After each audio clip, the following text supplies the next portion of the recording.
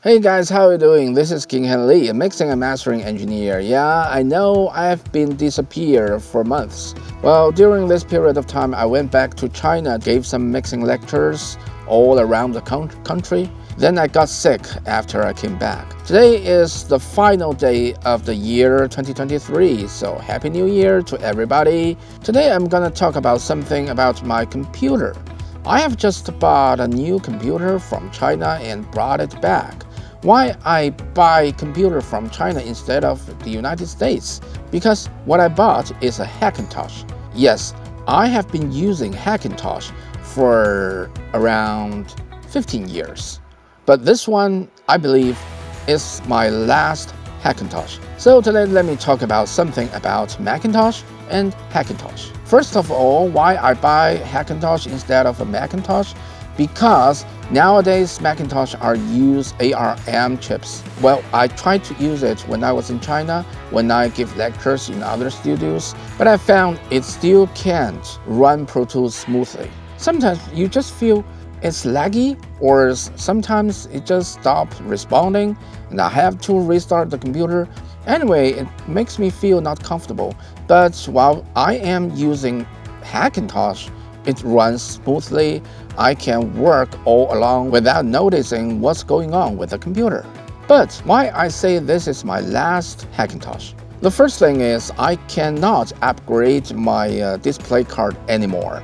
I am using the AMD XT6900 display card on my new Hackintosh, but I can't upgrade it to maybe 7900 or something else, because the XT6900 is the latest display card that has driver for Macintosh system.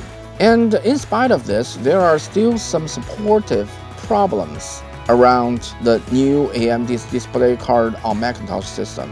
The new Macintosh system doesn't support the AMD's display card to export H.265 10-bit video. So it makes me hard to make HDR video with it. I have to switch back to my Windows system to make HDR videos. But I know some people would ask, since then, why don't you just use Windows system?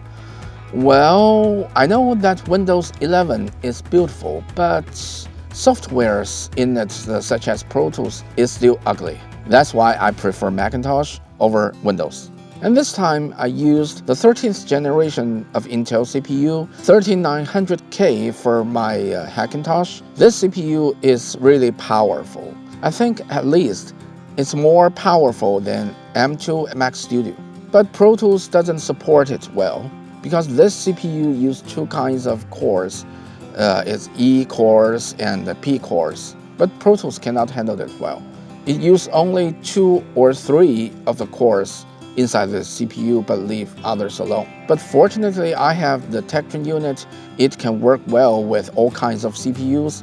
And if you don't know what Tectron unit is, please watch this video. And I have introduced it in the past.